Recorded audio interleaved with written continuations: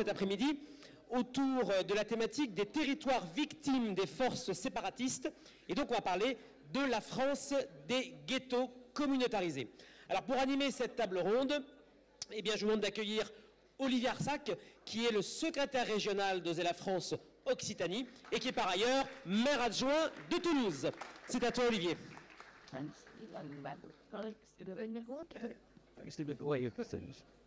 Merci Christophe. On va donc essayer de se concentrer malgré l'heure de la digestion. À mes côtés pour parler de cette thématique, comme tu l'as annoncé Christophe, François Pupponi, maire de Sarcelles. Il a pris la succession de Dominique Strauss-Kahn de 1995 à 2017, député de 2007 à 2022. Pendant ces mandats, il a été reconnu pour avoir dénoncé l'islamisme qui a beaucoup progressé dans sa ville et le rôle très ambigu sur ce sujet de l'extrême gauche. Il pourra nous expliquer cela parce qu'il a fait un livre au titre très évocateur qui nous interpelle, et je l'interrogerai tout à l'heure là-dessus, « Les Émirats de la République, comment les islamistes prennent possession de la banlieue ». Thierry de Montbrial, Thibault, avocat, lieutenant-colonel de réserve de gendarmerie, spécialiste dans les questions de défense des policiers et des gendarmes et aussi de la légitime défense. Il a fondé le Centre de réflexion et de sécurité intérieure. Il est donc force de proposition. Il inspire beaucoup d'hommes politiques de droite sur ces questions-là, j'ai cru comprendre. Il était d'ailleurs le conseiller de Valérie Pécresse aux élections législatives. Vous avez été ensuite d'ailleurs candidat dans la foulée de l'élection présidentielle. Vous dites qu'il faut un choc d'autorité et un réarmement judiciaire et que le contrôle de l'immigration est la mère de toutes les batailles, j'ai noté. Michel Aubin, préfet, inspecteur général, directeur au ministère de l'accueil, au ministère de l'Intérieur pour l'accueil et l'intégration des étrangers. Vous avez écrit un livre avec Jean Tullard sur l'histoire de la police.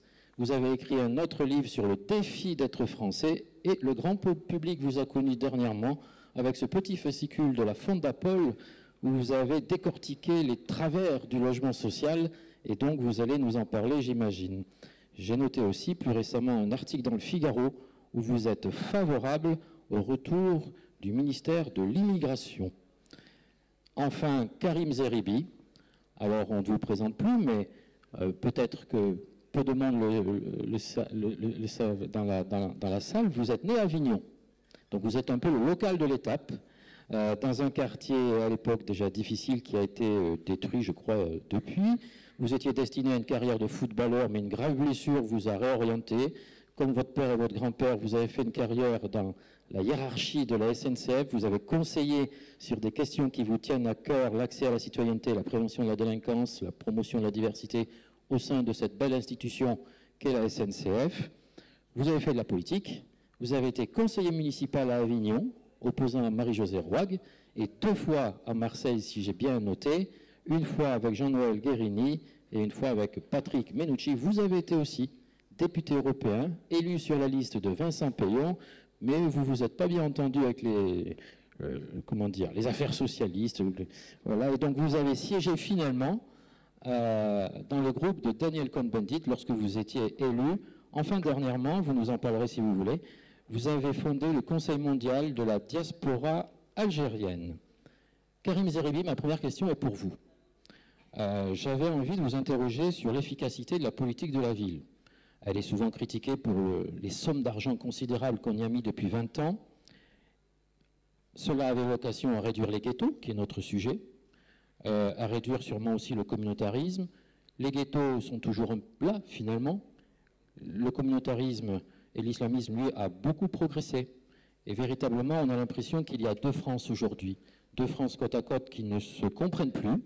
Je caricature, hein, mais celle qui s'arrête au contrôle routier et celle qui accélère. J'ai été très frappé à titre personnel par la vidéo qui a circulé sur Internet de la mère de Naël et qui disait à la foule oui, mon fils conduisait sans permis. Mais qui ici n'a pas conduit sans permis? Tout le monde conduit sans permis. Et là, je me suis dit, mais on ne vit plus avec les mêmes valeurs et les mêmes normes. Évidemment, tout le monde ne conduit pas sans permis. Et donc, d'après vous, qu'est-ce qui se passe? Quel est votre regard sur la politique de la ville? Quel bilan on peut en faire? Bonjour à toutes et à tous. Merci de cette invitation déjà. Merci Julien Aubert qui, il y a quelques semaines, m'a proposé d'intervenir dans votre université d'été. J'ai accepté immédiatement et je vais peut-être en dire un mot. Pourquoi j'ai accepté? D'abord parce que je me définis comme un républicain, démocrate, toujours ouvert au débat. Et je considère que dans notre pays, on s'affronte plus qu'on ne se confronte aujourd'hui, et je le regrette. Ce qui laisse une place aux radicalités de part et d'autre, et du coup la parole républicaine au sens noble du terme, traversant de mon point de vue aussi les deux rives d'un clivage politique qu'on qualifiait avant de droite-gauche, cette parole-là, elle s'est beaucoup affaiblie, et on voit LFI à gauche, le RN à droite, qui ont préempté quasiment le débat public, mais en s'affrontant, et en ne débattons plus comme on pouvait le faire. J'ai été aussi, vous ne l'avez pas souligné, conseiller de Jean-Pierre Chevènement lorsqu'il était ministre de l'Intérieur. Et bon, je voyais Jean-Pierre Chevènement régulièrement en relation avec Philippe Séguin à l'époque, avec Charles Pasqua, et ils n'avaient pas toujours le même logiciel, ils ne voyaient pas toujours la société de la même manière, mais ils discutaient, ils dialoguaient, ils essayaient d'établir parfois aussi des lignes communes. Donc, ma présence ici n'est pas une démarche d'adhésion aux la France, même si j'ai beaucoup de respect pour la démarche qui a été engagée. Pas encore. Donc, mais c'est une démarche d'ouverture pour que nous puissions essayer mutuellement de nous enrichir, de nous nourrir aussi de nos visions respectives. La question que vous me posez, elle est complexe. Elle est complexe parce que si on revient sur les 25 dernières années, je crois que, comme sur bon nombre de sujets, même si ce n'est pas à la mode, nous devons faire preuve aussi de discernement. Alors je dis que ce n'est pas à la mode, c'est qu'on aime les positions tranchées et radicales aujourd'hui. C'est blanc ou c'est noir. Parfois, la réalité est un peu plus complexe. Pourquoi? Parce que lorsqu'on parle de politique de la ville, on ne peut pas dire que l'État républicain n'a pas injecté de moyens. Sur les 25 dernières années, c'est environ un peu plus de 50 milliards. Quand on regarde tout ce qui a été fait sur le bâti, sur les infrastructures, dans des quartiers qui ont été qualifiés de sensibles, ensuite des QPV, quartiers politiques de la ville, il y a beaucoup de choses qui ont été faites sur les infrastructures. La réfection des écoles, les habitations, un cadre de vie qui est plus agréable que celui qu'on a connu, même nous, quand nous étions gamins. Vous avez parlé de la Croix des Oiseaux. J'ai grandi à la Croix des Oiseaux, c'était du béton, et que du béton. Aujourd'hui, on se soucie d'avoir quelques espaces verts, des habitats, des habitations un peu équilibrées et autres. Pour autant, cet argent qui a été investi, ces moyens considérables, qui sont des moyens de la puissance publique, moyens donc relatifs à la contribution des Français par l'impôt à la richesse de l'État, ont-ils permis d'améliorer la situation? C'est aussi de ce point de vue qu'il faut que nous abordions la chose, avec lucidité, esprit de responsabilité. Quand on regarde un peu les chiffres, à l'instant T, la photographie de ces quartiers, politique de la ville, 5 à 600 quartiers qui sont fléchés, politique de la ville, et qu'on appelle quartiers difficiles et sensibles. En matière de chômage, on a 30% de chômage dans ces quartiers en moyenne, quand on a 7% dans la population française au plan national. On a environ 42% des Français, des habitants de ces quartiers, Français étrangers, qui vivent en dessous du seuil de pauvreté. Touche entre 12 et 13% des Français. On a une réussite au bac qui avoisine 70 à 75%. 91% pour le reste de la population lorsqu'on sort de ces quartiers.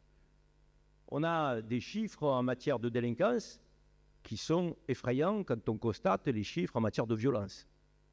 On sait tous, et l'actualité nous le rappelle si nécessaire, que les trafics de drogue, qui sont devenus une véritable gang aujourd'hui, qui mettent sous coupe sombre les quartiers, donc sont majoritairement, pour ne pas dire essentiellement, en place dans ces quartiers et qui terrorisent l'immense majorité des populations de ces quartiers, qui sont les premières victimes de l'insécurité, j'aime le rappeler.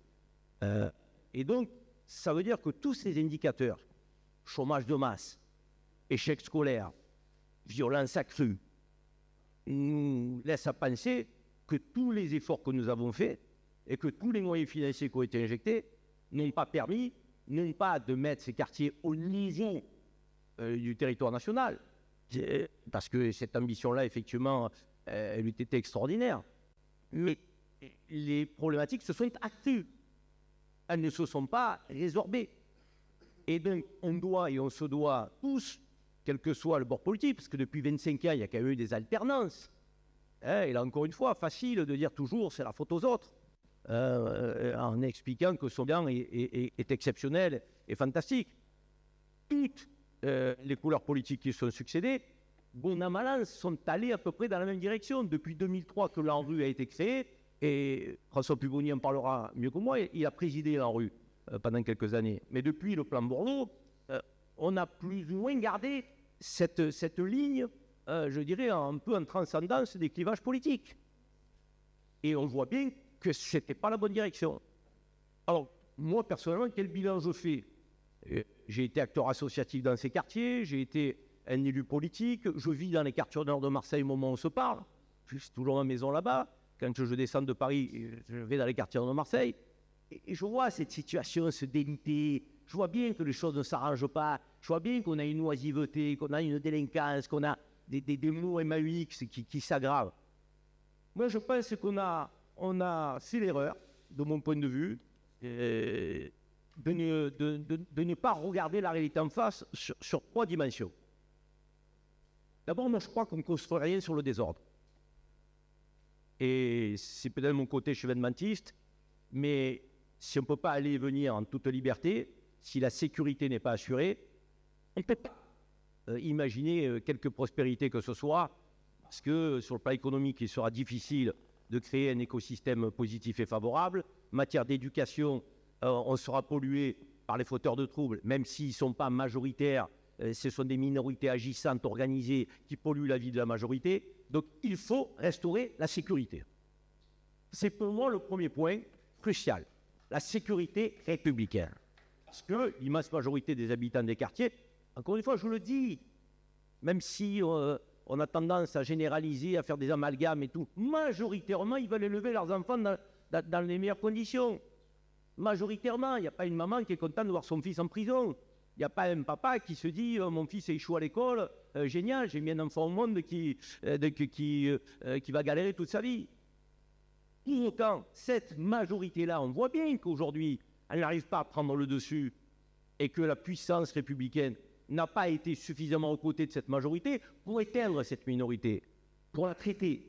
Et donc, on a une problématique qui est celle de la tranquillité publique. Je parlais avec des fonctionnaires de police cette semaine, parce que j'ai gardé des liens et des attaches avec le ministère de l'Intérieur, qui est une maison magnifique, une grande famille, la maison police. Donc là aussi, je ne peux pas comprendre et accepter que des politiques puissent à un moment donné pointer du doigt des fonctionnaires de police. Je veux dire, c'est scandaleux. La sécurité, on en a tous besoin, quelle que soit sa catégorie sociale, son origine, sa compétence. Je veux dire, et il faut défendre ces héros de la République que sont les fonctionnaires de police, la police républicaine et nos gendarmes. Donc je parlais avec eux, et beaucoup, à ma grande surprise, même ceux qui avaient une sensibilité de droite, et qui, à un moment donné, n'étaient pas toujours favorables à la politique que nous avions voulu mettre en place avec Jean-Pierre Chevènement, qui était celle de la police de proximité. Beaucoup, aujourd'hui, reviennent à l'idée qu'il faut réinvestir par du bleu, par de la présence policière. Et certains, là, je suis tombé de la chaise, me disaient, il faut qu'on y revienne, et qu'on y revienne durablement. Et pourquoi ne pas revenir à ce que nous avons abandonné? C'est aussi des postes de police. Il n'y a pas de territoire de non-droit, mais il faut qu'on les remette dans les quartiers. Et moi, je peux vous dire que le quartier de la Castellane, à Marseille, dans le 16e arrondissement, qui est un hypermarché de la drogue à ciel ouvert, tout le monde disait c'est impossible. Impossible à traiter. Ils font 80 000 euros par jour. Il y a des armes de partout. Je veux dire, il y a 10 000 habitants, ils sont à peu près 200 à quadriller le quartier. Mais moi, j'habite au-dessus de la Castellane. Ça fait 4 mois, il n'y a plus un trafic de drogue. Parce que tous les jours, il y a la police. Ce n'est pas des opérations sporadiques. Ce n'est pas on vient 3 jours, 4 jours, calmer la situation, puis on repart. Ils sont là tous les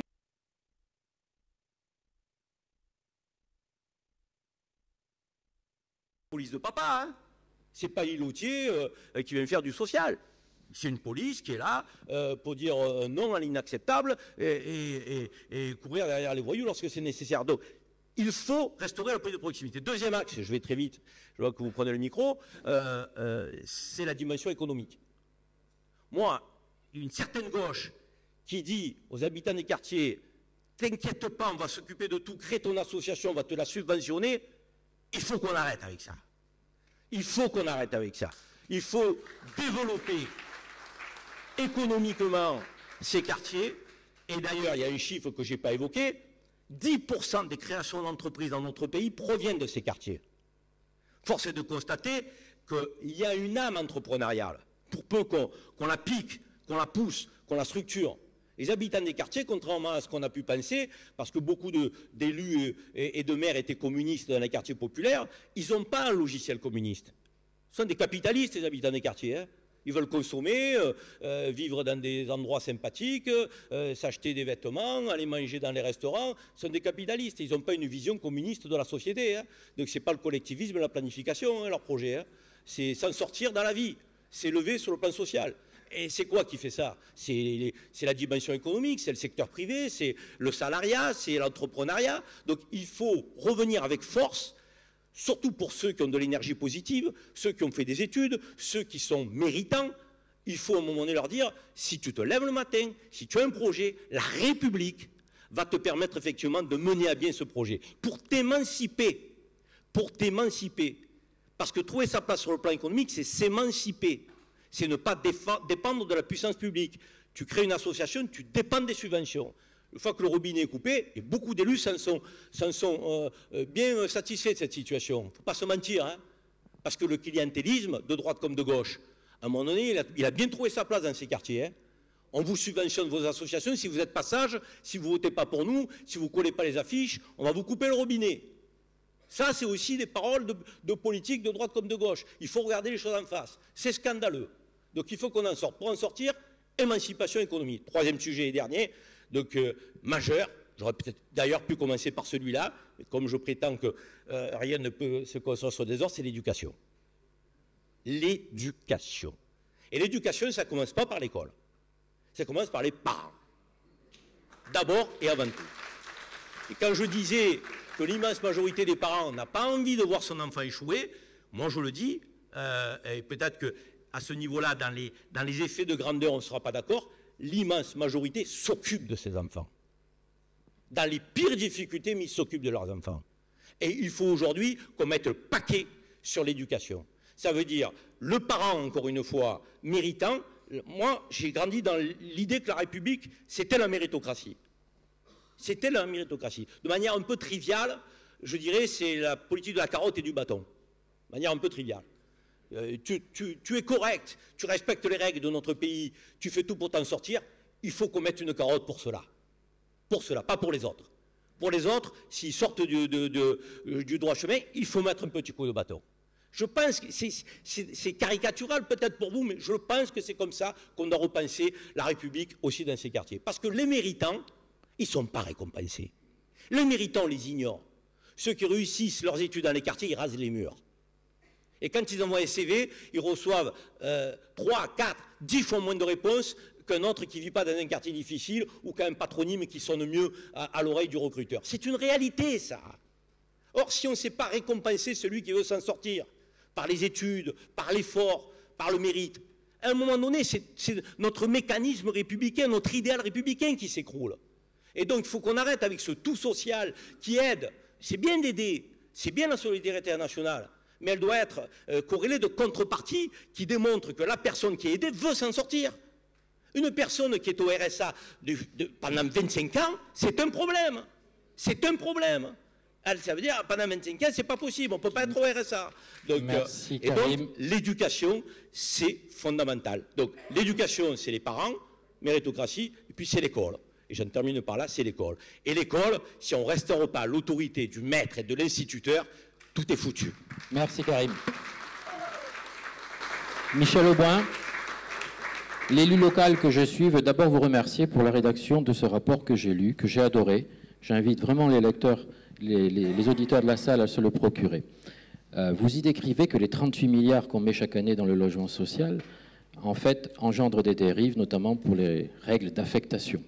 Je vais vous donner une expérience personnelle. Dans ma mairie d'arrondissement, j'ai un quartier neuf dans lequel il y a effectivement beaucoup de logements sociaux. Dès qu'il a été lancé, j'ai vu la dérive en 5 ans. Je l'ai vu physiquement. En bas, j'ai un parc.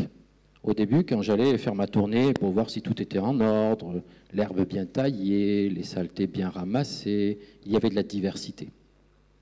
Et récemment, j'y suis allé avec mon assistante et je lui ai dit, mais Aurore, je ne vois plus de blancs et je ne vois que des femmes voilées. Et elle m'a répondu, eh oui, monsieur Arsac, ici aussi, c'est le grand remplacement. C'était sûrement un peu fort, car on n'est pas une cité très sensible, juste un quartier neuf avec beaucoup de logements. Voilà, donc j'aimerais beaucoup que vous nous décriviez ces mécaniques un peu pervers qui aboutissent au dévoiement du logement social. Merci, merci à Julien de m'avoir invité aussi à participer à cette séance. Alors, peut-être qu'il faut refaire un peu d'histoire pour quand même comprendre la situation particulière de la France, parce que pour compléter un peu le propos de Karim, on est quand même le seul pays d'Europe à connaître ces difficultés. Moi, j'ai travaillé il y a 30 ans sur les émeutes urbaines au ministère de l'Intérieur. On était le seul pays, avec la Grande-Bretagne, on est le seul pays en Europe à connaître régulièrement des émeutes urbaines, comme on en a encore connu en 2023. On est aussi le seul pays d'Europe à avoir un parc HLM aussi étendu que le nôtre, puisque à nous seuls, on a un tiers de l'ensemble du parc HLM de l'Europe. Deuxièmement, une grande partie de ce parc HLM, il a été conçu dans les années 60. En fait, c'est un décret de 59 qui a créé les UP et les quartiers HLM. Et première partie. Et deuxième partie, Sarcelles en particulier, il a été étendu pour accueillir les familles rapatriées d'Algérie. Les familles, y compris les Israélites d'ailleurs, à Sarcelles. Et donc c'est ça le parc HLM français. Ce parc HLM, il a été fait pour être détruit, parce que c'était un logement provisoire, dans une perspective de ce qu'on appelait à l'époque le parcours résidentiel, c'est-à-dire vous allez en HLM, moi j'ai grandi en HLM, comme beaucoup d'entre vous sans doute, et puis ensuite les habitants construisaient un pavillon et ont quitté le HLM. 76, début de l'immigration familiale, et c'est là où la France a basculé. Des logements vides en HLM qui devaient être détruits, des populations qui arrivent du Maghreb, et des quartiers qui deviennent, de fait, je l'ai vécu comme enseignant à Dreux en 76, qui deviennent, de fait, des quartiers maghrébins, marocains. À Dreux, c'était des quartiers marocains. Alors ça, c'est la première partie. Ensuite, on a essayé de comprendre les mécanismes et effectivement, on a essayé d'apporter des solutions. Moi, je pense qu'on pourra en revenir dans le débat. Moi, je pense que, surtout aujourd'hui, on se pose la question de la dépense publique. Une politique publique ne vaut que si elle réussit. Une politique publique qui échoue, d'abord, il aurait fallu se poser la question des attendus avant, c'est-à-dire en fait à quoi elle sert et quels sont les résultats. Mais si on n'a pas de résultats, c'est qu'elle n'est pas bonne. Je donne juste un exemple. Je ne parle pas de la politique de la ville. Moi, j'ai conduit la politique d'intégration des migrants. J'avais 500 millions d'euros, 1300 associations partout en France. Je lis la semaine dernière, dans le dernier rapport, que un tiers des émigrés arrivés en France depuis moins de 3 ans, qui ont suivi les cours de français, ne comprennent toujours pas le français. Échec de cette politique d'intégration. Donc ça veut dire que soit nos systèmes ne sont pas bons, soit on met 500 millions de trop dans le dispositif. Vous voyez ce que je veux dire? La politique de la ville, on a mis 50 milliards. Moi, j'étais dans l'Essonne. On a mis 1,5 milliard dans le quartier de la Grande Borne. J'y vais régulièrement. Je peux vous dire que le 1,5 milliard, il n'a pas servi à améliorer le niveau de violence dans la ville, même si les bâtiments sont superbes et qu'on y vivrait tous si ceux qui habitaient n'étaient pas ceux qu'on y rencontre quand on y va. Alors, je reviens à la question qui est posée. Donc, celle des populations dites extra-communautaires, c'est-à-dire les immigrés qui sont en dehors de l'Union européenne. Je ne mets pas dedans non plus les Anglais qui sont devenus des immigrés en France, mais qui en fait ne le sont pas d'un point de vue culturel. Les immigrés extra-communautaires et le logement social. Et il faut savoir, je vous donne juste un chiffre, dans mon étude il y en a beaucoup, 11% des Français habitent en logement social, 35% des immigrés habitent en logement social. Déjà, quand on voit la différence, on se dit effectivement, on a une difficulté particulière. Si on creuse un peu dans les catégories, maintenant on peut le faire grâce à l'INSEE qui publie, en tout cas donne à disposition des chiffres beaucoup plus nombreux qu'avant. Si on creuse un peu, on voit que selon les origines, l'accès au logement social est très différent. Et c'est corrélé avec l'accès à la propriété privée, qui, de mon point de vue d'ailleurs, devrait être le modèle de l'intégration, la propriété privée. C'est corrélé. Et donc, qui va le plus dans le logement social?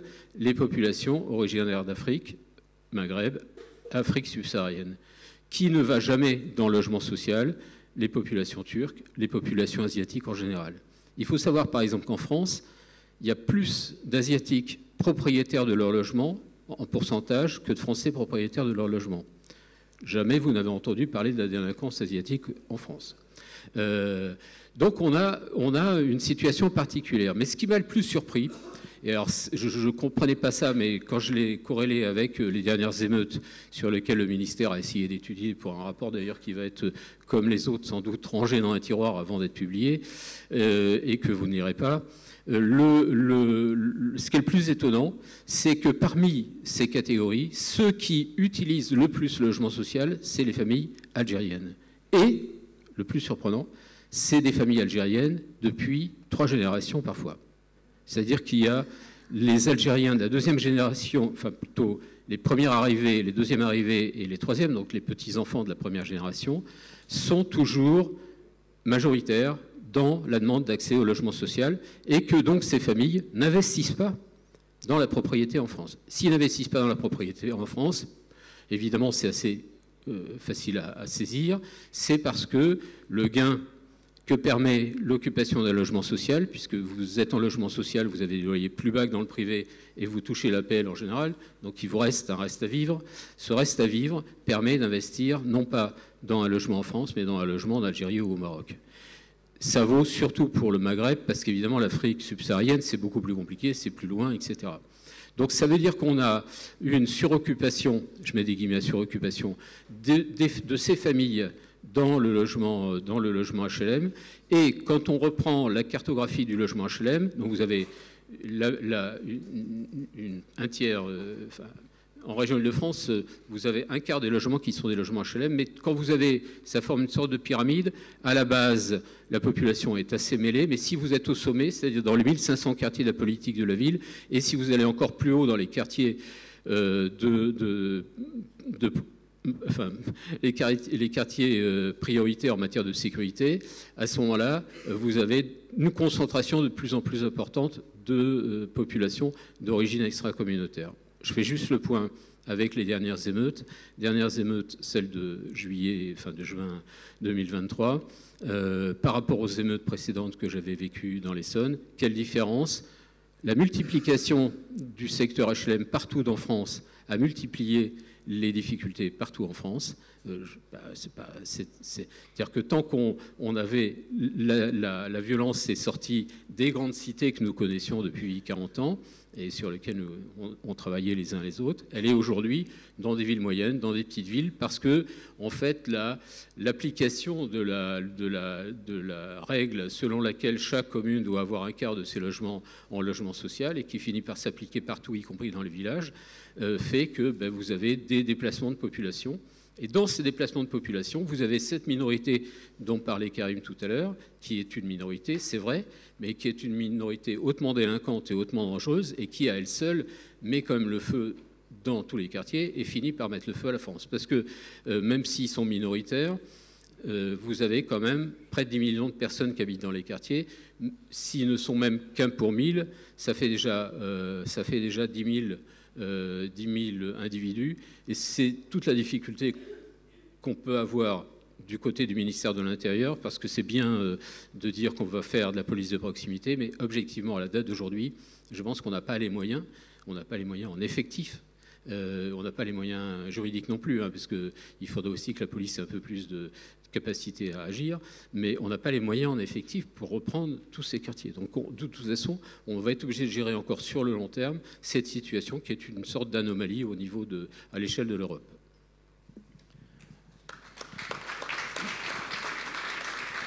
Merci Michel Auboin. François Pupponi, vous avez été longtemps maire de Sarcelles, une ville connue pour avoir une bonne partie de sa population d'origine étrangère et aussi une forte communauté juive. Et vous avez dit, les islamistes prennent lentement possession de la banlieue. J'avais tout simplement envie de vous dire, mais comment et pourquoi? Alors, juste pour compléter un peu ce qu'a dit Prévost avant, parce que tout est lié. Le constat qu'il fait est édifiant. Oui, la France a construit les grands ensembles et ghettoisé les grands ensembles. Pourquoi? Parce que la France, c'est le pays de l'entre-soi. Parce que quand on dit qu'on a ghettoisé les quartiers des grands ensembles, il y a bien quelqu'un qui l'a fait. Pas fait tout seul comme ça. Qui l'a fait? L'État. L'État à travers les grands bailleurs sociaux que sont les filiales de la Caisse des dépôts, ou à travers le contingent préfectoral. Qui attribue les logements dans ces quartiers? C'est pas toujours le maire, hein, et c'est souvent pas le maire. C'est l'État et le bailleur. Et je reviens à l'exemple de Sarcelles. Sarcelles a été construit au début des années 50, 60 par l'État, la Caisse des dépôts. On avait demandé à l'époque au patron de la Caisse des dépôts de dire « Imaginez-nous la ville emblématique de l'an 2000 ». Et on réalise avec l'architecte Labourdette plutôt une belle réalisation, des immeubles en pierre de taille, de bonne facture, et on y fait le symbole de la mixité sociale, construit par la Caisse des dépôts.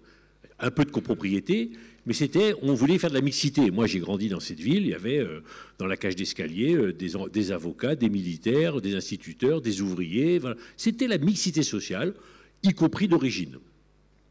Et pourquoi ça bascule? Ça bascule parce que dans les années 76-77, le gouvernement invente l'aide à la personne. On dit aux Français, pour vous loger, on va vous donner de l'argent. On va vous donner l'APL. Et ça coûte, au budget de l'État, 20 milliards par an. Il faut savoir qu'en France, on est quand même un peu particulier, on donne 20 milliards d'euros par an aux propriétaires en 1er janvier pour dire, voilà, logez vos locataires. Une partie du loyer, c'est nous qui le payons. Au lieu de se dire, ben, comment on fait pour que le locataire ait un loyer acceptable sans que ça coûte 20 milliards à l'État? Il y a sûrement des moyens techniques, de construction, de tout ce qu'on veut. Mais on transforme l'aide à la pierre, on finance le logement, par l'aide à la personne, on donne de l'argent.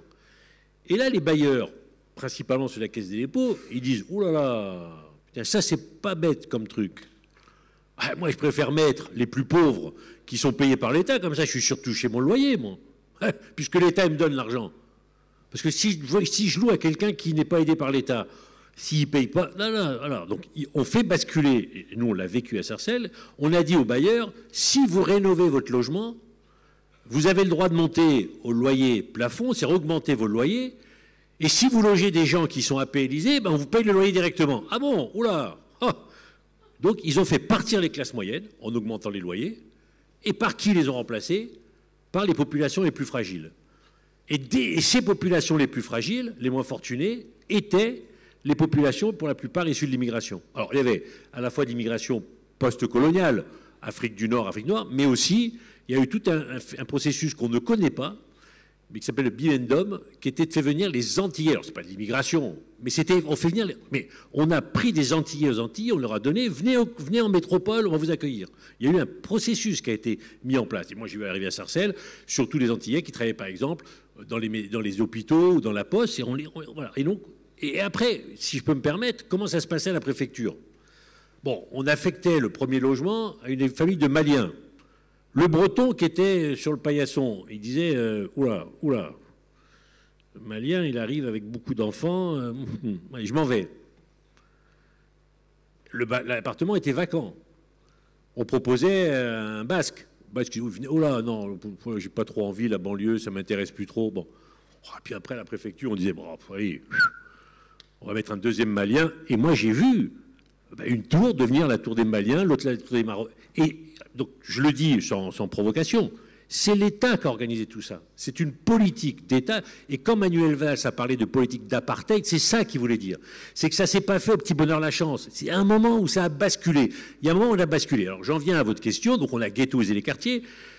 Et au bout de 30 ans, on dit, oh là, maintenant, il faut qu'on les rénove. Oui, j'ai été président de l'ANRU. Mais la grande erreur de l'ANRU, enfin de la politique voulu par Jean-Louis Borloo, qui a été celui qui a le mieux pensé tout ça, c'est qu'on ne lui a pas permis de maîtriser aussi la politique de peuplement.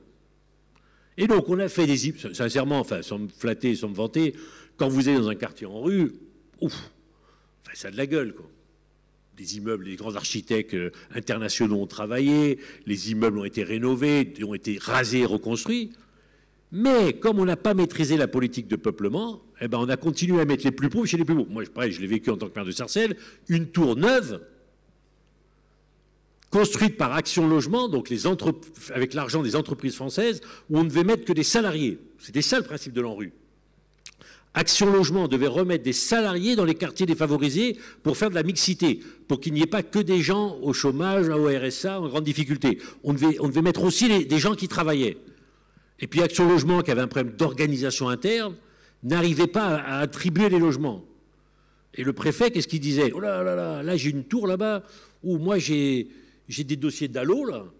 Si j'attribue pas les logements au dossier d'ALLO, alors il faisait venir les gens de Seine-Saint-Denis les plus pauvres à Sarcelles. Je lui disais, monsieur le préfet, mais vous avez pété un câble, vous avez fumé la moquette, quoi. Arrêtez de prendre de la drogue. Enfin, parce que moi, les habitants de Sarcelles, ils disaient, monsieur Pupponi, nous, ça fait 20 ans qu'on attend et on n'a pas le droit de loger chez nous nos enfants. Parce que le préfet dit, ouais, mais moi, j'ai des dossiers d'ALLO de Seine-Saint-Denis, et les gens de Seine-Saint-Denis, ils arrivaient, ouh, on est là. Et donc, la politique de peuplement a tout fait rebasculer, et ces quartiers qui sont devenus des beaux quartiers restent des quartiers de ghettoisation sociale.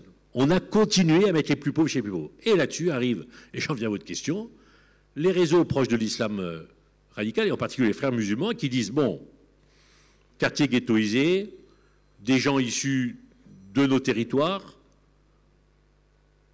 on va s'occuper des mosquées, on va les récupérer les jeunes, et on va s'installer. Et donc les réseaux de l'islam et des frères musulmans en particulier, des frères musulmans, c'est un processus, c'est un phénomène qu'on connaît qui vient d'Égypte il y a plus de 100 ans. Ben, ils disent, mais la France et les quartiers français de la banlieue, mais c'est pour nous, c'est le paradis, quoi.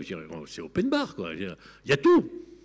Des populations ghettoisées qui n'ont pas le sentiment d'avoir été intégrées en France, captives, qui se rapprochent de la religion musulmane, parce que les pères ont arrêté de travailler, se sont retrouvés à la retraite, ne sont pas rentrés dans le pays d'origine et se sont occupés de leur mosquée, alors que pendant longtemps, on ne s'en occupait pas trop. Là, ils ont ouvert leur mosquée, ils les ont créés. Les réseaux arrivent, installent les jeunes, on met un peu les vieux dehors et on prend le pouvoir de la mosquée. Et petit à petit, on fait venir les gens à la mosquée. On fait venir les gens à la mosquée sur la base des frères musulmans et de l'islam radical. Et c'est comme ça que le processus... Et là, on dit, ah mince, oh là, ah ouais, mince, on n'a pas vu ça alors. Ah oui, alors on a fait venir les étrangers, les immigrés, on les a ghettoisés, on ne les a pas forcément intégrés. Ils ne rentrent pas chez eux. Et puis en plus, maintenant, ben, y a la religion. Ah ben, on ne l'avait pas vu venir. Ah ben oui. Enfin, il fallait juste un peu réfléchir avant, quoi. Et là, on dit, bah mince, alors ça, c'est la catastrophe. Ils sont là. Et puis alors, les islamistes, ils sont là aussi. Bah oui, c'est un processus mondial qu'on aurait dû anticiper et qu'on n'a pas voulu anticiper. Bon.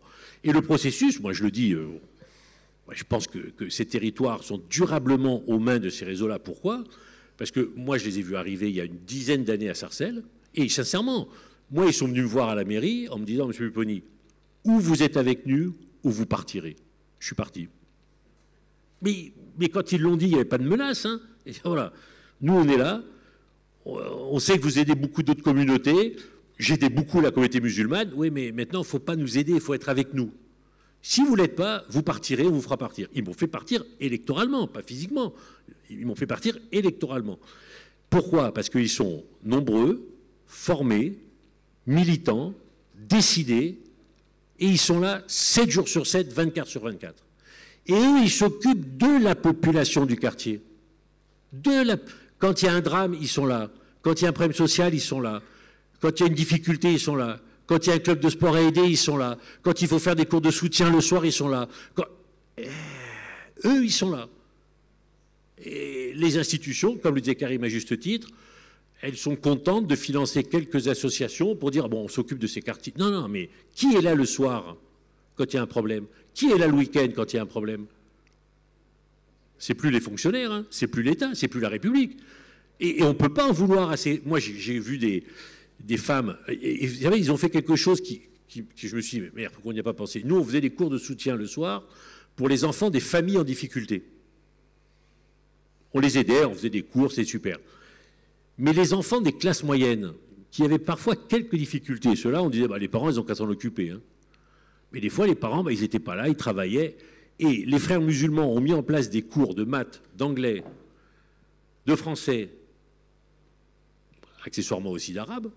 Non mais, et où ils proposaient des cours individualisés. Et moi, j'ai des familles qui n'étaient pas du tout musulmanes, qui disaient, Monsieur Pony, nous, on y va, parce qu'au moins, eux, ils s'occupent de nos gosses le soir, parce que nous, au travail, on ne peut pas s'en occuper.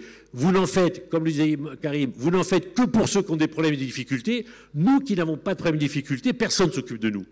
Et c'est vrai que dans ces quartiers de la politique de la ville, on a complètement oublié ces classes moyennes. Et bien, ces réseaux de l'islam radical des frères musulmans, eux s'en occupent. Eux proposent. Alors après, on voit bien la stratégie qu'il y a derrière. Attention, personne n'est dupe, je ne suis pas naïf. Hein. Mais je veux dire, il faut regarder comment ils le font. Et moi, je dis, ils le font très bien. Et c'est pour ça que je dis que je suis un peu pessimiste, parce qu'eux le font très bien, et on voit pourquoi ils le font. Et je n'ai pas le sentiment que la République le fasse très bien.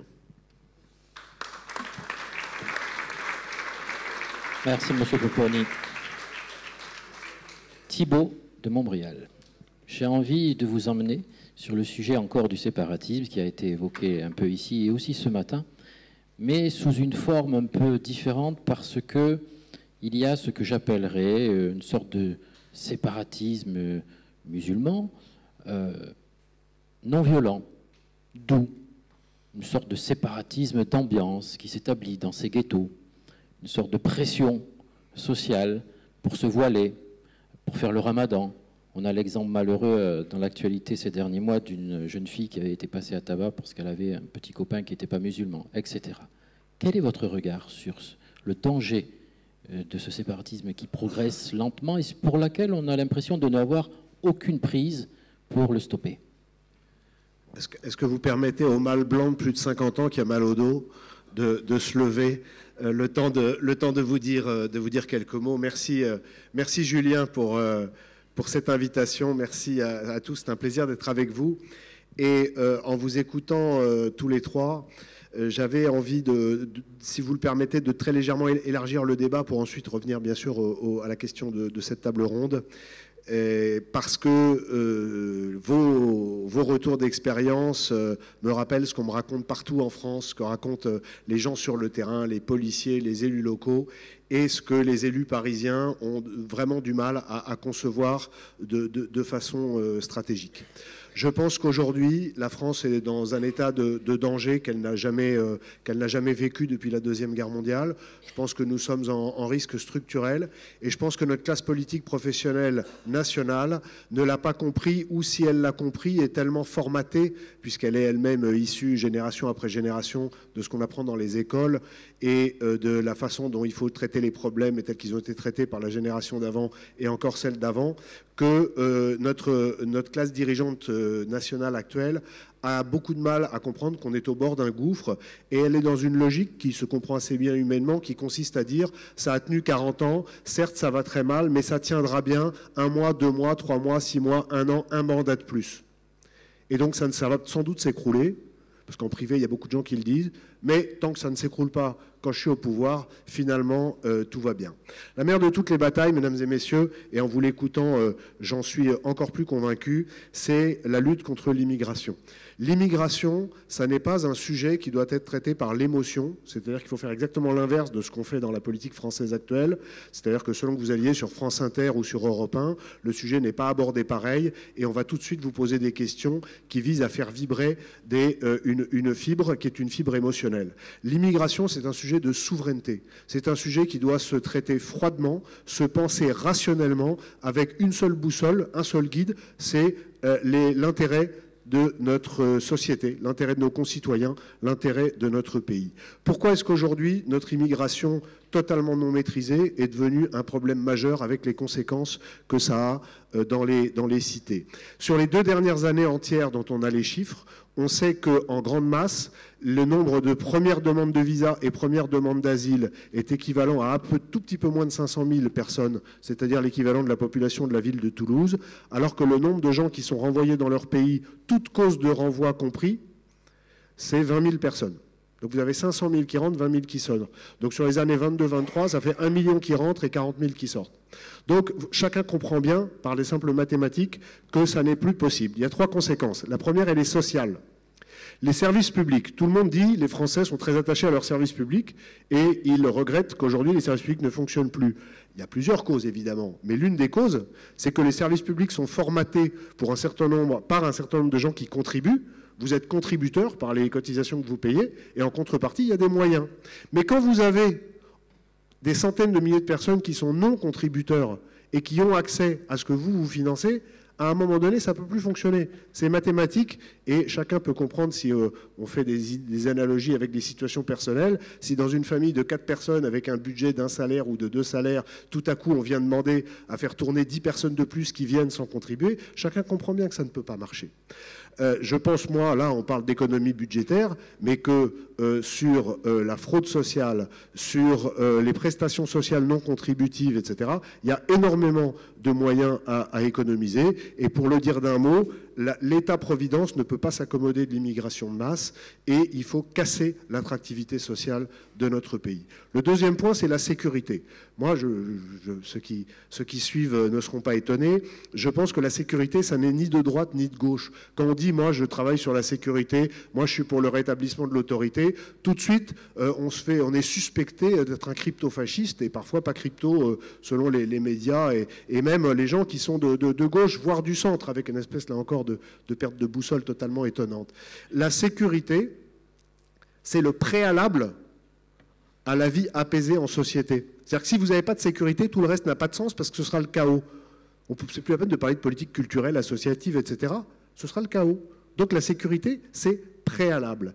Et les plus vulnérables dans les quartiers sont les premiers à souffrir de l'insécurité. Les étrangers qui sont en situation régulière et qui veulent s'intégrer dans notre pays, qui sont dans les quartiers, Karim l'a très bien décrit, qui vivent, qui sont de la majorité des gens qui vivent dans les quartiers, mais qui sont pris dans la tenaille qui n'est pas forcément toujours coordonnée entre les islamistes et les trafiquants de stupes, ce sont des gens que notre République doit littéralement libérer du joug de gens qui sont dans une logique anti-républicaine et anti-étatique au sens large. Donc il faut absolument rétablir l'autorité, car 75% des Français sont d'accord, toute cause politique confondue, même les gens de LFI sont d'accord avec ça, et je pense que le jour où nous aurons enfin un attelage intérieur, alors l'intérieur ça y est, mais justice, ça y est pas, qui marche dans la même direction, eh bien il y aura peut-être une petite chance que ça marche un peu mieux. Et puis le troisième point, et on en arrive à la question que vous m'avez posée, Olivier, c'est la conséquence culturelle de l'immigration.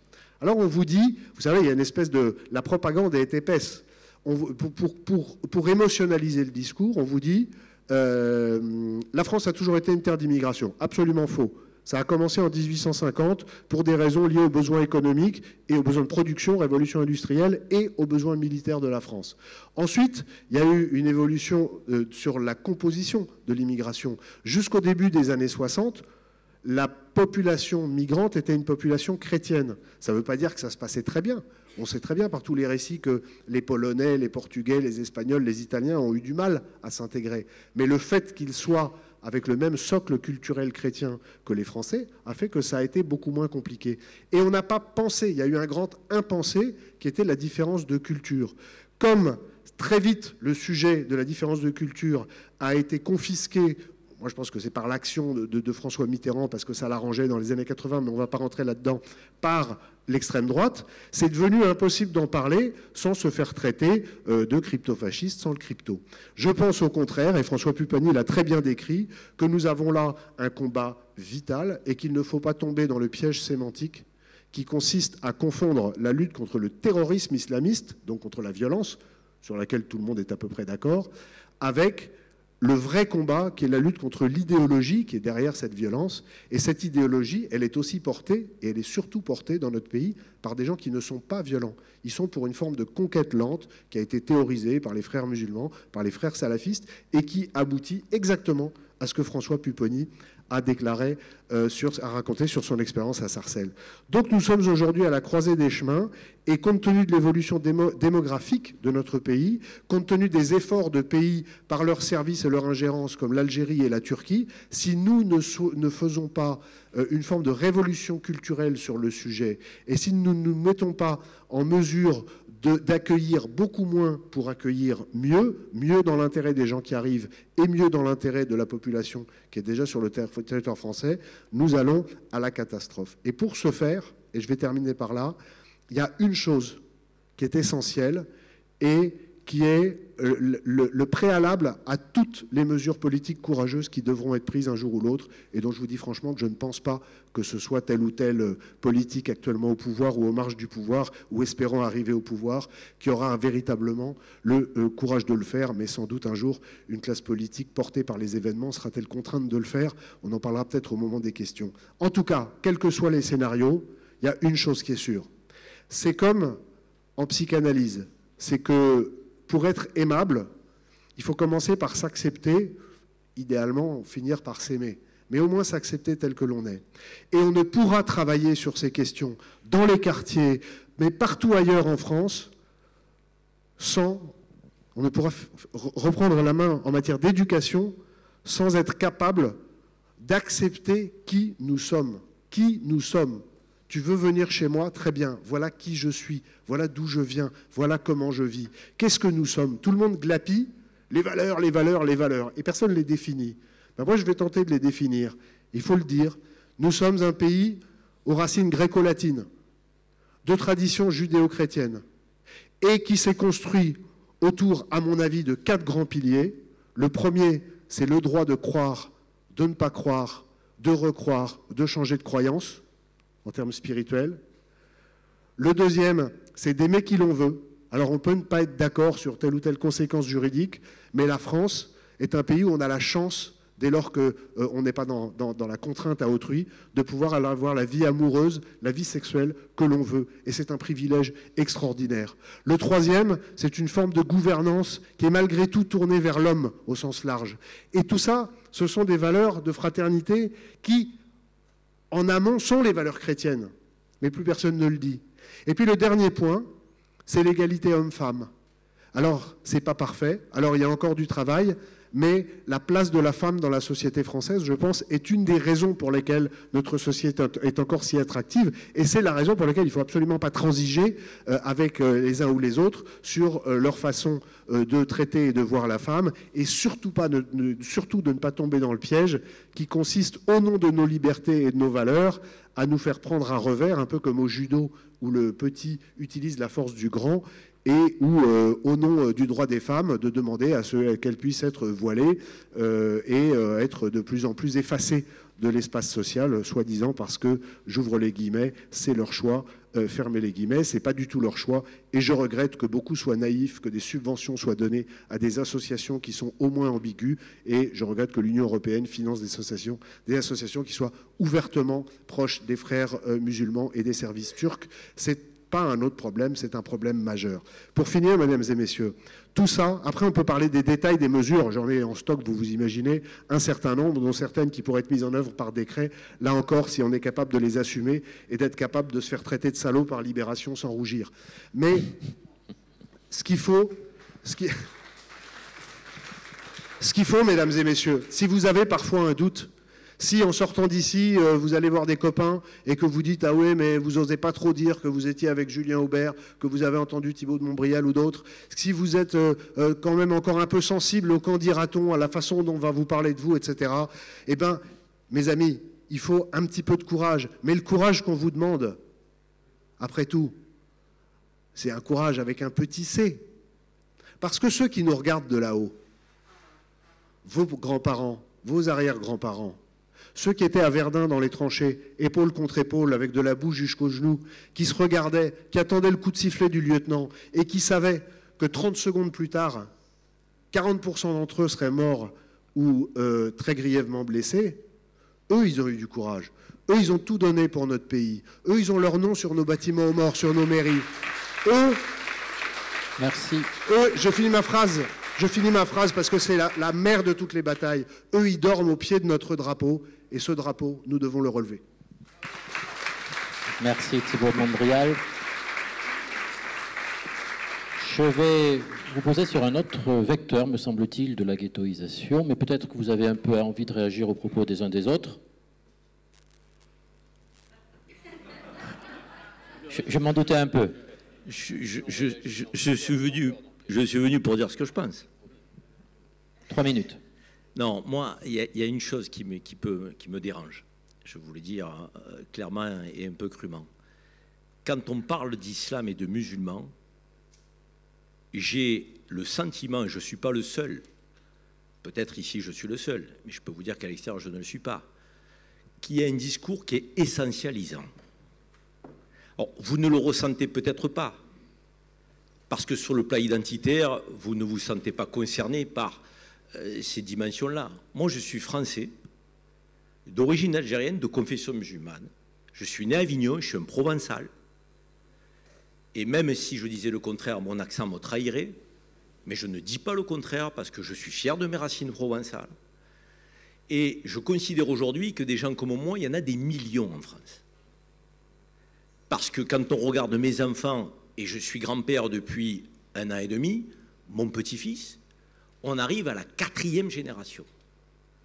Et des Français de confession musulmane, d'origine maghrébine ou d'Afrique subsaharienne, il y en a 6 à 7 millions dans notre pays.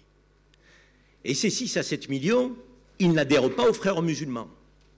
Ces 6 à 7 millions, donc, ils ne cautionnent pas une vision rigoriste, archaïque de l'islam. Ces 6 à 7 millions, majoritairement, n'en déplaise à certains, ce sont les invisibles de la société française, ils trouvent leur place, majoritairement. Et ils sont aujourd'hui directeurs de banque, cadres dans les entreprises, fonctionnaires et fonctionnaires de police luttant contre l'extrémisme, le terrorisme, le fanatisme. Et certains sont morts, tombés aussi donc, en défendant la République et l'idéal républicain, donc, dans nos hôpitaux, donc, partout dans la société. Moi, ce que je veux aujourd'hui, et ce que j'aimerais, c'est qu'on cesse ces discours essentialisants en expliquant effectivement que l'islam, on l'entend que vous le vouliez ou non quand on n'est pas clair, il y a cette musique, poserait un problème et que les musulmans auraient une difficulté à trouver leur place dans la société française parce que l'islam serait incompatible avec les valeurs de la République. Excusez-moi, je veux dire, si on commence à ne pas être clair sur ce sujet-là, on se trompe complètement de direction. Parce que, comme pour les délinquants dans les quartiers, qui empoisonnent l'immense majorité des habitants des quartiers qui sont pris en otage et qui subissent, pour autant dans ces quartiers, il y a des étrangers, il y a des Français, il y a des musulmans, il y a des non-croyants. Je veux dire, donc, évitons de verser sans cesse dans des déterminismes qui donnent le sentiment qu'on essentialise. Moi, je dis souvent sur le plateau de CNews, quand j'ai parfois des contradictions avec les personnes avec qui je débat, moi, ce que j'ai envie de combattre, c'est la délinquance. Qu'il soit blanc ou noir, le délinquant, c'est la délinquance. Ensuite, après, qu'il y ait des sujets migratoires, de gestion de flux, de personnes en situation régulière, de personnes en situation non régulière. C'est un autre débat qu'on doit avoir, et qu'il est absolument nécessaire d'avoir. On doit accueillir qui on veut sur notre sol, en tant que pays souverain. Ce n'est pas toujours ce que l'on fait parce que l'Union européenne n'a pas apporté les réponses qu'il fallait à ce titre-là. On a perdu de notre souveraineté à notre détriment, il faut le dire. Donc il y a beaucoup de choses à revoir là-dessus. Il y a beaucoup de choses à revoir là-dessus. Mais quand on parle d'immigration, là je bascule vers autre chose, parce que cette immigration, elle est majoritairement maghrébine ou d'Afrique subsaharienne aujourd'hui. Le MEDEF qui dit il nous faut à un moment donné une main-d'œuvre immigrée régulière, qui réponde à nos besoins. Le MEDEF, ce n'est pas des islamo-gauchistes.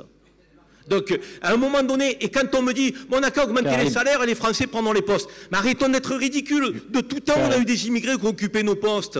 Je veux dire, que nos enfants ne veulent pas faire. C'est une réalité dans le BTP, quand vous avez un trou avec le marteau-piqueur. Qui vous avez? Je suis le maître des horloges. Il faut regarder la réalité en face. On se ment avec ce débat-là. On se raconte des histoires. Je suis le maître des horloges, Karim. Non, mais il faut qu'on débatte de ça. Tu as raison. Mais justement, je vais donner 2 minutes à François Pupponi. D'abord, tout à l'heure, j'ai fait une conférence. J'ai oublié de remercier Julien de m'avoir invité. J'ai oublié, je m'en excuse, mon cher Julien. Mais c'était pour mieux le dire après. Non, rapidement. C'est un débat qu'on a avec Karim depuis longtemps. Et voilà. Effectivement, il ne faut pas mélanger les deux. Mais on a maltraité l'islam dans notre pays. On l'a maltraité. Moi, j'étais pour. C'est Napoléon qui, en 1804, a dit aux Juifs, voilà, vous l'êtes en France, vous êtes Juifs, voilà la règle. En 1905, on a dit aux catholiques, vous l'êtes, voilà la règle. Et on n'a pas été capable, avec l'avènement d'une forte communauté musulmane, de dire aux musulmans, vous êtes en France, musulmans, voilà la règle. On n'a pas été capable. Bon. En fait, on l'a maltraité parce qu'on a été laxiste. Non, mais parce que voilà. Et à force de ne pas parler aux musulmans, de ne pas leur permettre d'avoir un culte comme les autres, parce que sincèrement, quand vous êtes maire de banlieue, que vous devez rénover l'église du XIIe siècle, que Napoléon vous a autorisé à rénover la synagogue, et que les musulmans qui arrivent, ah, trop tard, fallait venir avant. Vous, la mosquée, 0. Et il dit, mais attends, vous venez de mettre 5 millions dans l'équipe.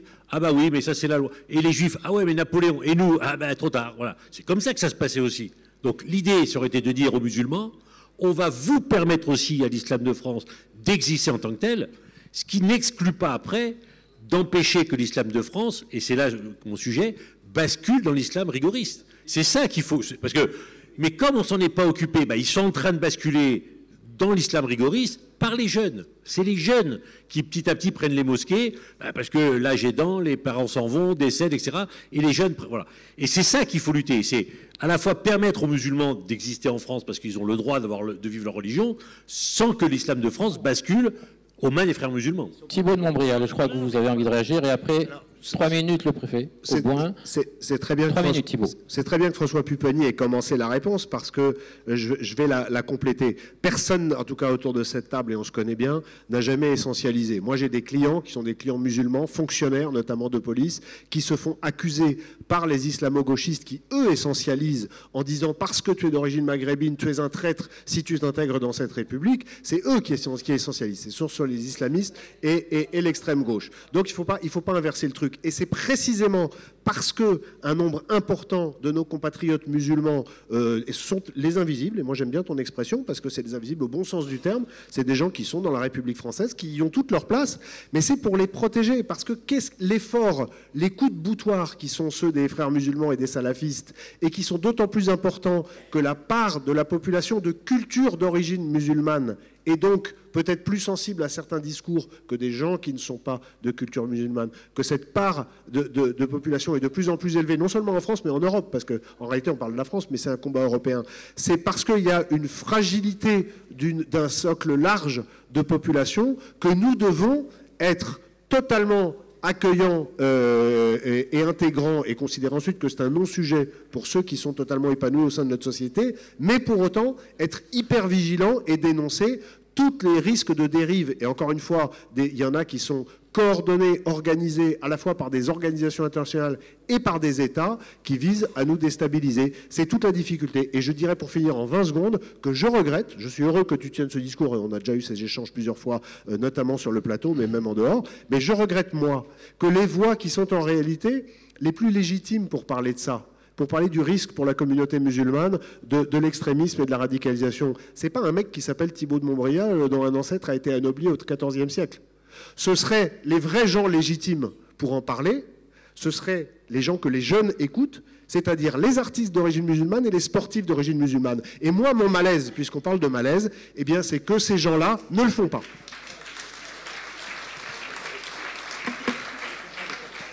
Monsieur le préfet, vous allez sûrement réagir. Une petite question complémentaire sur votre sujet qui vous tient à cœur.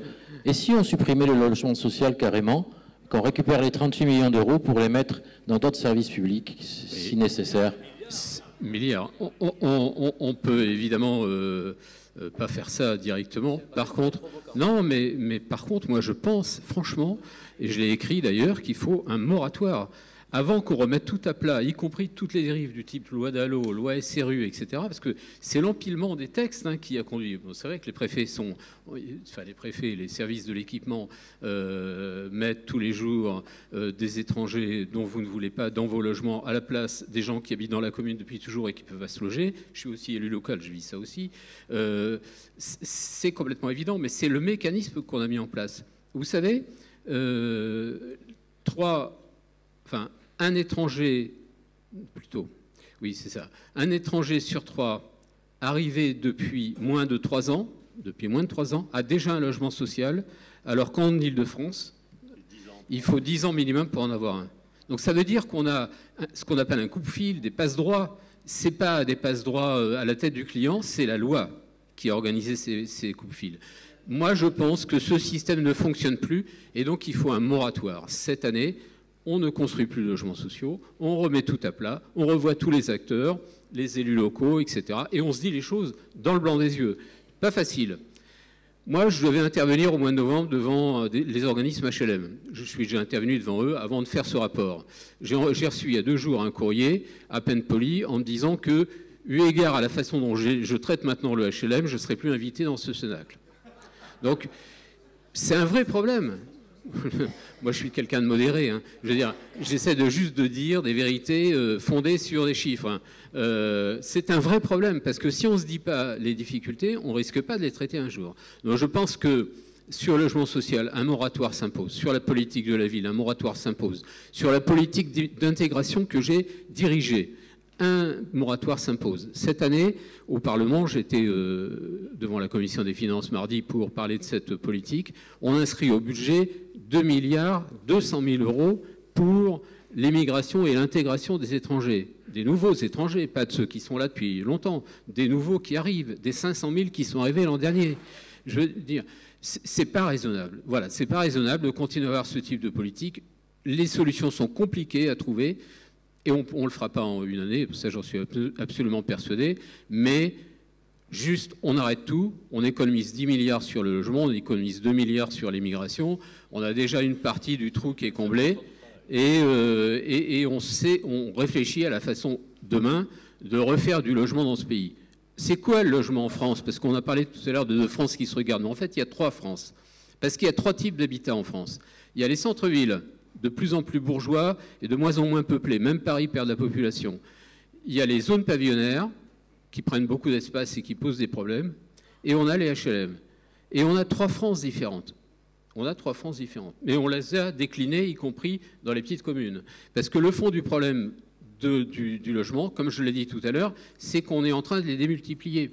Et comme la politique d'immigration démultiplie aussi, puisque même ici à Avignon, vous y arrivez des gens qui ne sont plus dans Paris. Les Jeux Olympiques a permis quand même d'évacuer plusieurs dizaines de milliers d'indésirables de la région Île-de-France qu'on est allé implanter en Bretagne, dans les Landes, un peu partout.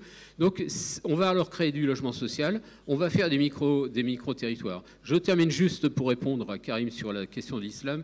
Il faut faire attention non plus, à pas trop caricaturer nos propos non plus, parce que c'est déjà assez compliqué comme ça, comme sujet.